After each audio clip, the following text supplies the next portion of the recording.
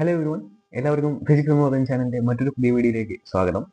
ഇന്നത്തെ വീഡിയോയിൽ നമ്മൾ ഡിസ്കസ് ചെയ്യാൻ പോകുന്നത് ആൾട്ടർനേറ്റിംഗ് കറണ്ട് എന്ന് പറയുന്ന ക്ലാസ് 12ന്റെ ചാപ്റ്ററായ ഈ ഒരു വളരെ ഇൻട്രസ്റ്റിംഗ് ആയിട്ടുള്ള ഒരു ചാപ്റ്ററിന്റെ മറ്റൊരു ഡെറിവേഷനാണ്. അതായത് എങ്ങനെയായിരിക്കും ഒരു കറണ്ടിന്റെ ഇക്വേഷൻ എപ്പോൾ നമ്മളൊരു കപ്പാസിറ്റർ സർക്യൂട്ടിലേക്ക് എ സി സോഴ്സ് കൊടുത്തു കഴിഞ്ഞാൽ അവിടെ ആ ഒരു സർക്യൂട്ടിൽ ഉണ്ടാകുന്ന എന്തിന്റെ ഇക്വേഷൻ, കറണ്ടിന്റെ ഇക്വേഷൻ എന്തായിരിക്കും എന്നതിനെ തുടർന്നുള്ള ഒരു ഡെറിവേഷനാണിത്. അപ്പോൾ നമുക്ക് വായിക്കാം. A C source apply to an capacitor circuit. ഒരു കപ്പാസിറ്റർ സർക്യൂട്ടിലേക്ക് നമ്മൾ ഒരു എ സി സോഴ്സ് അപ്ലൈ ചെയ്ത് കഴിഞ്ഞാൽ അവിടെ ഉണ്ടാകുന്ന കറണ്ട്, ഇതാണ് നമുക്ക് എന്ത് ചെയ്യേണ്ടത്, കണ്ടുപിടിക്കേണ്ടത്. അപ്പോൾ ആദ്യം തന്നെ ഞാൻ ഇതിനു വേണ്ടി ഒരു ഡയഗ്രാം വരച്ചു. നമ്മൾ കഴിഞ്ഞ ഡെറിവേഷനും ഒരു ഡയഗ്രാം വരച്ചിട്ടുണ്ടായിരുന്നു. അതിനോട് സാമ്യമുള്ളതുപോലെ നമ്മൾ ഇവിടെ ഒരു ഡയഗ്രാം വരച്ചു. അപ്പോൾ നമുക്ക് കാണാൻ സാധിക്കും, ഇങ്ങനെ രണ്ട് വെർട്ടിക്കൽ ആയിട്ടുള്ള ലൈൻസ് നമ്മൾ ഒരു സർക്യൂട്ടിൽ വരയ്ക്കുകയാണെങ്കിൽ, രണ്ട് ഈക്വൽ ലെങ്ത് ഉള്ള വെർട്ടിക്കൽ ലൈൻസ് നമ്മൾ ഒരു സർക്യൂട്ടിൽ വരയ്ക്കുകയാണെങ്കിൽ അതിനെയാണ് നമ്മൾ എന്ത് വിളിക്കുക,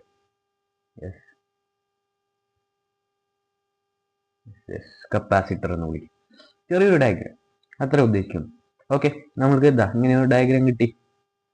ഓക്കെ, ഇനി ഈ ഒരു ഡയഗ്രാമത്തേക്കാണ്, ഈ ഒരു ഡയഗ്രാമിൽ, അതായത് ഈ ഒരു സർക്യൂട്ടിലേക്കാണ് നമ്മൾ എന്ത് ചെയ്യുന്നത്, എ സി സോഴ്സ് അപ്ലൈ ചെയ്യുന്നത്.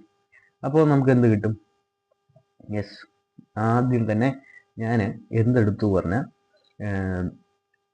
ഇതെടുത്തു. അതായത് നമുക്കൊരു ഇക്വേഷൻ അറിയാലോ. നമ്മൾ ആദ്യത്തെ +2ന്റെ ആദ്യത്തെ ചാപ്റ്ററുകൾ നമ്മൾ പഠിച്ചിട്ടുണ്ടായിരുന്നു.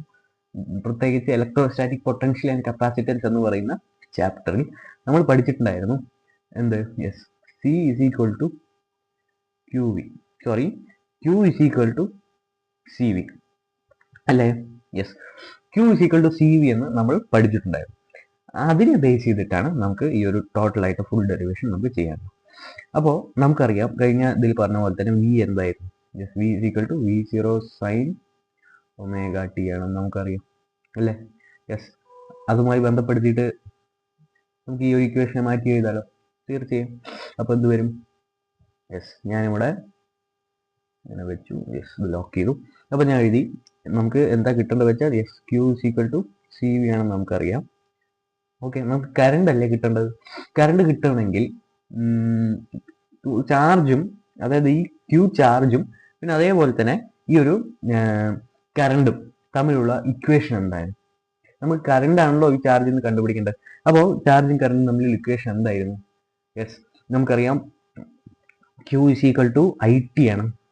Rate of change of current per unit time, sorry rate of change of current. വലിയ ടൈമിൽ Q is equal to നമുക്ക് Q is equal to IT ആണ് നമുക്കറിയാം അല്ലേ?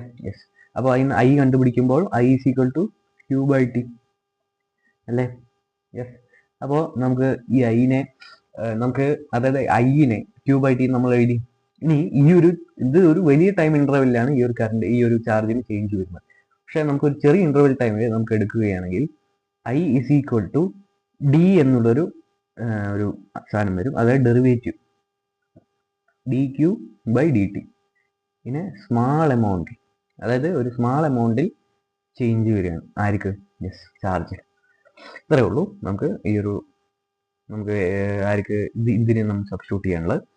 അപ്പോൾ നമുക്ക് എന്ത് വരുന്നത് വെച്ചാൽ Q is equal to CV എന്ന് നമുക്കറിയാം. ഇനി QVയെ എനിക്ക് Qവിനെ എന്താക്കി എഴുതാം,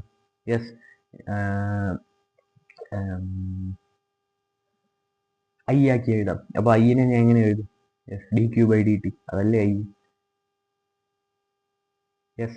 ഇനി ഇപ്പുറത്ത് ഞാൻ ഡെറിവേറ്റീവ് എടുത്താൽ സ്വാഭാവികമായിട്ട് എനിക്ക് ഈ സൈഡിലും ഡെറിവേറ്റീവ് എടുക്കണം. അപ്പോൾ ഞാൻ എന്ത് ചെയ്തു, ഇപ്പോൾ ഇവിടെയും, അതായത് റൈറ്റ് ഹാൻഡ് സൈഡിലും ഡെറിവേറ്റീവ് എടുക്കും. അപ്പോൾ എനിക്ക് കിട്ടും d by dt of CV എന്ന് കിട്ടും. CV. ഓക്കെ, അപ്പോൾ നമ്മൾ പിന്നെയും നോക്കുകയാണെങ്കിൽ നമുക്ക് dQ by dt എന്ന് പറഞ്ഞാൽ നമുക്ക് I എന്ന് എഴുതാം. I is equal to capacitance constant ആക്കി വെച്ചു, ഒന്നും ഞാൻ മാറ്റില്ല. ഇനി V എന്ന് നമുക്കറിയാം, V0 sin ഒമേഗ ടി ആണ്. അല്ലേ? ഞാൻ സബ്സ്റ്റിറ്റ്യൂട്ട് ചെയ്തു. ഇനി V0 sin ഒമേഗ ടി എന്ന് കിട്ടി. ഇനി നമുക്ക് സീൻ്റെ ഡെറിവേറ്റീവ് കോൺസ്റ്റന്റ് ആണ്, അതുകൊണ്ട് സീൻ അങ്ങനെ തന്നെ വെച്ചു. നമുക്കിനി ആരെ ഡെറിവേറ്റ് ചെയ്യാനുണ്ട്? Yes, v0 sin omega T derivate ചെയ്യാനുണ്ട്. അതായത് ഞാൻ എന്താ ഇവിടെ ചെയ്തു എന്ന് പറഞ്ഞാൽ, ഇതാ ഞാൻ സീനെ കോൺസ്റ്റന്റ് ആക്കി നിർത്തിയിട്ട് d/dt of v0 sin omega T ഞാൻ എടുത്തു. Okay, v0 sin omega T. ഇനി അത് വെച്ചിട്ടാണ് നമുക്ക് ഇനി എന്ത് ചെയ്യാനുള്ളത്? ഓക്കെ, അപ്പോൾ നമുക്ക് എന്ത് വരും? i is equal to c into v0 sin omega t. v0യും കോൺസ്റ്റന്റ് ആണ്. ഓക്കെ, അതുകൊണ്ട് v0യും ഞാൻ പുറത്തെടുത്തു. അപ്പോൾ ഇനി അടുത്തതായി sin ഒമേഗ ടി ഉള്ളൂ. Derivative of sin theta is cos theta. Derivative of cos theta is minus sin theta. അപ്പോൾ എന്ത് വരും? Yes, cos omega t. Okay, വന്നല്ലോ.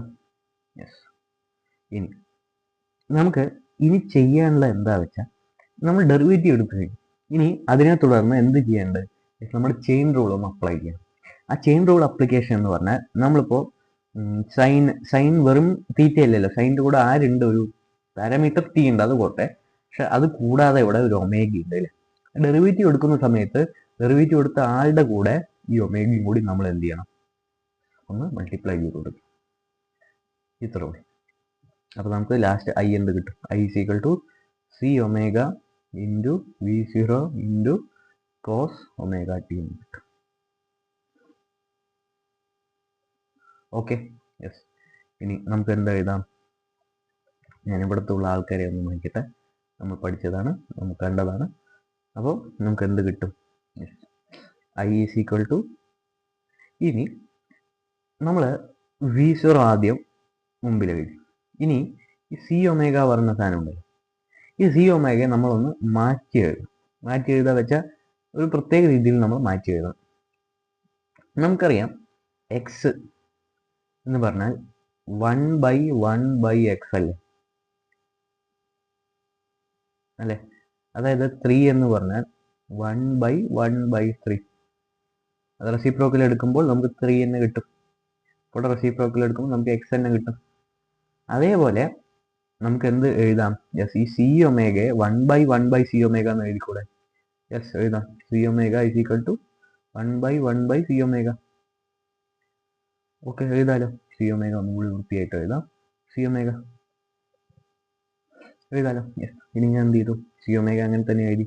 1/1/c omega into cos omega t. അപ്പോൾ എനിക്ക് ലാസ്റ്റ് എന്ത് ഒരു equation? Yes, I is equal to V into 1 ആണ്. v0 into 1/c omega. Yes, v0/c omega എന്ന് കിട്ടും. പിന്നെ എന്ത് വരും? കോസ് ഒമേഗ ടി എന്നും നമുക്ക് കിട്ടും. ഓക്കെ, ഇത്രയുമാണ് നമുക്ക് ഈ ഒരു ഡെറിവേഷൻ പഠിക്കാനുള്ളത്. അതായത് ഇത് കൂടാതെ, സോറി, ഇങ്ങനെയല്ലല്ലോ നമ്മൾ എഴുതേണ്ടത്. ജസ്റ്റ് ഒരു വ്യത്യാസം, 1/1/c ഒമേഗ കേട്ടോ. ഓക്കെ, ഇങ്ങനെ എഴുതി. ഇനി അടുത്തതായിട്ട് നമുക്ക് ഇനി ചെയ്യേണ്ടത് ഈ 1/c ഒമേഗ ചെറിയൊരു അപ്രോക്സിമേഷൻ. ഇവരെ നമ്മൾ പേര് വിളിക്കുക. നമ്മൾ എന്ത് വിളിച്ചു എന്ന് വെച്ചാൽ, ഈ 1/1/c ഒമേഗ ഉണ്ടല്ലോ, ഈ 1/1/c ഒമേഗയെ നമ്മൾ എക്സ് സി എന്ന് വിളിക്കും. Okay, X C. ഇതിനെയാണ് നമ്മൾ എന്ത് വിളിക്കുക? Yes, capacitive reactance. Okay, we call this as capacitive reactance. അപ്പോൾ നമുക്ക് എന്ത് കിട്ടും? I is equal to v0 എന്ത് X C cos omega t. Okay, നമുക്ക് എഴുതാലോ. യെസ്, ഇനി നമുക്ക് ഈ സംഭവത്തിന് നമ്മൾ എക്സ് സി എന്ന് വിളിച്ചു. ഇനി അടുത്തതായി കോസ് ഒമേഗ ടിയെ ഒന്ന് ജസ്റ്റ് ഒന്ന് മാറ്റി എഴുതും. സൈൻ തീറ്റ പ്ലസ് 90 അല്ലേ കോസ് തീറ്റ? അപ്പൊ സൈൻ ഒമേഗ ടി പ്ലസ് 90 ആയിരിക്കില്ലേ കോസ് ഒമേഗ ടി? അത് ആർക്കും സംശയമില്ലല്ലോ. യെസ്, അപ്പൊ ഞാൻ അങ്ങനെ തന്നെ എഴുതി. അപ്പോൾ I is equal to v0/xc into sine omega t plus 90 degree. അല്ലെങ്കിൽ നമുക്ക് എങ്ങനെ എഴുതാം? യെസ്, ഒമേഗ ടി പ്ലസ് π/2 എഴുതാം. ഓക്കെ, ഇതാണ് നമുക്ക് എന്ത് ചെയ്യേണ്ടത്, കപ്പാസിറ്റർ സർക്യൂട്ടിൻ്റെ എ സി സോഴ്സ് കൊടുക്കുമ്പോൾ ഉണ്ടാകുന്ന കറണ്ടിൻ്റെ ഇക്വേഷനായിട്ട് പഠിക്കാനുണ്ട്. ഓക്കെ, ഇത്രയുമാണ് നമുക്ക് ഈ ഒരു ഡെറിവേഷൻ പഠിക്കാനുള്ളത്. ഇനി ഈ ഒരു പ്രത്യേകതരം ഡെറിവേഷൻ ചിലപ്പോൾ 3 മാർക്കിനും അല്ലെങ്കിൽ 2 മാർക്കിനും എല്ലാ പബ്ലിക് എക്സാമിനും ചോദിക്കാവുന്നതാണ്. അപ്പോൾ ഇതൊരു വളരെയധികം ഇമ്പോർട്ടൻ്റ് ആയിട്ടുള്ള ഒരു ഡെറിവേഷൻ ആയി തന്നെ നിങ്ങളെല്ലാവരും കണക്കാക്കുക.